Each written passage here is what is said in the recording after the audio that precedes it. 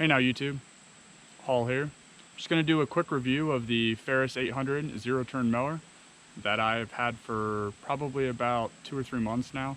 I wanted to get some mowing underneath my belt before I did a review. So we're going to do a walk around. We're going to touch on points that I like, a point that I don't like about the mower, and then I'm going to have actual mowing footage as well in a couple different angles around the mower while I'm mowing my own lawn, so you guys can kind of see the mower in action as well. So we'll get into all that. Let's run the intro.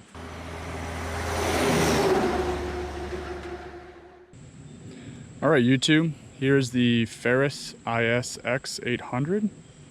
If you are in the market for a zero-turn mower and you have an uneven yard or you're worried about scalping at all, you definitely want to be taking a look at the Ferris. All their models are known for their suspension. Both the body suspension and the floating deck make a big difference for when you're mowing in uneven yards. The floating allows the deck to maneuver around the uneven ground, which will help with not scalping your yard. So we're gonna do a walk around, talk about things that I like.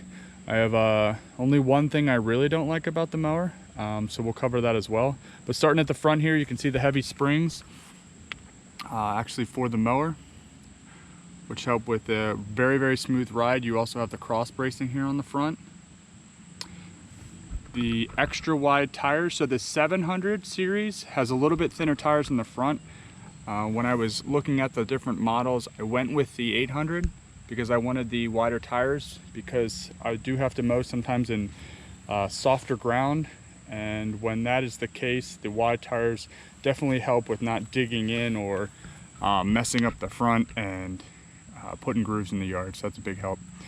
Moving along the right hand side, you can see you have the nice rubber steps to get up, and the rubber platform in the middle here to help with not slipping. You have your instructions right underneath the seat there, adjustable seat with the lever, moves the seat back and forth. And back down here, I got the 52-inch deck.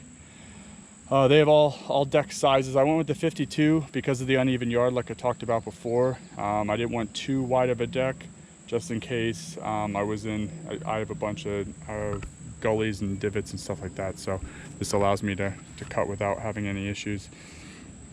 Moving along the right hand side here, very simple. On the right, you have your cup holder. You have a regular non-digital gauge for the gas. This is obviously the gas cap where you would put the gas in. Wide tires in the back. I have a hilly yard as well, so the nice thing is I haven't had any issues going up or down with the Ferris 800. No slippage really. The only tiny issue I've run into is going downhill. If you don't keep with the speed, it will tend to grab, and then you will get a little bit of rippage in the yard, but nothing major.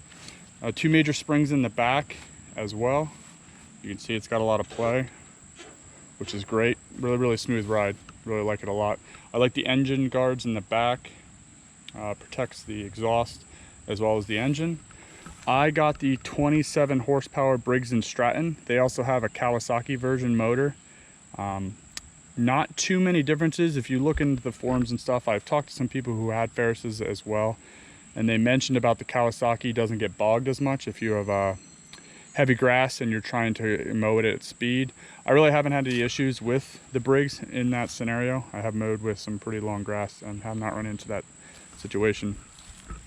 I did change the oil after the 15-hour mark, and what's nice about the oil change is if you look down in here, there is this hose right here that's in this clamp. You pull that out and you slide it down into that hole, and then you can put your bucket down below to catch the oil. Very little mess, which was great for draining the oil out. It was very convenient. I like that they did that. Along this other side, you have your oil filter. I went to 2 different stores to get the oil filter, so just a heads up, I had to order this off of Amazon. I went to an auto pod store plus a Tractor Supply, and neither of them had that exact model. This is more of a Briggs & Stratton high efficiency oil filter.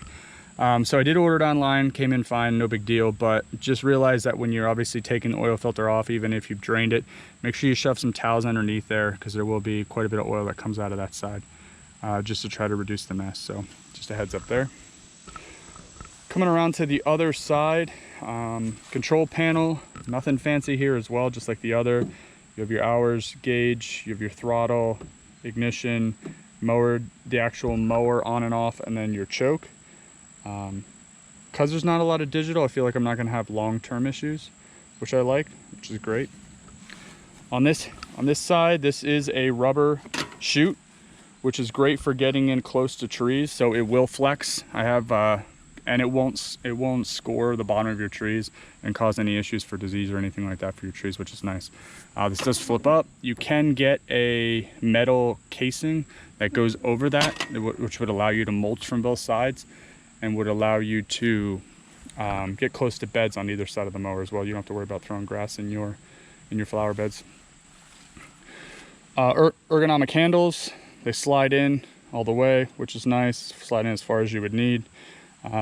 These do go up and down. You can tighten them underneath here with this little knob, which is nice, but these super comfortable. The 700 series seat isn't as plush as the 800. Another reason I went with the 800, because I wanted to make sure I did have a comfortable ride. Seat's super comfortable. Obviously the roll bar, that also slides down with the pins. Just pop these out. The pins are all connected with cables, which is nice, so you're not going to end up losing them. This slides completely down or slides up based on what you're doing, or if you're going under trees. E-brake here, down and up, mechanical, nothing crazy here. This is a mechanical raising and lowering of the deck. You can see they have a, let me slide you around here. They do have a pin system here. You can see your measurements, and you just pick the deck height you want, and then you push forward and slide this in left and right, and this will move this pin, and it'll slide this bar in the deck down to the pin height. I didn't know if I was gonna like this not being hydraulic, but the more I use it, the more I love it. It's very simple. There's nothing fancy, nothing really to break either. So, and the weight of it, you don't have to be super strong in the legs to push the deck up and down. It floats very nice. So no concerns there if you have any issues with raising or lowering anything mechanical. So yeah, that's great. Seat does come all the way forward. Pull this forward. Gives you access to everything you would need. Battery, fluids, if you need to grease the gears as well. Just general cleaning to get out of here. I use a leaf blower just to get all the grass and everything out of the deck area, but that does give you really good access. Pretty heavy springs in the bottom as well to help with comfort. There's a seat belt there, as you can see. Moving around to the front. Again, the other piece of this that I do like is this hatch here. You can unscrew this knob, and this does come all the way up and comes out of there. I set this over here.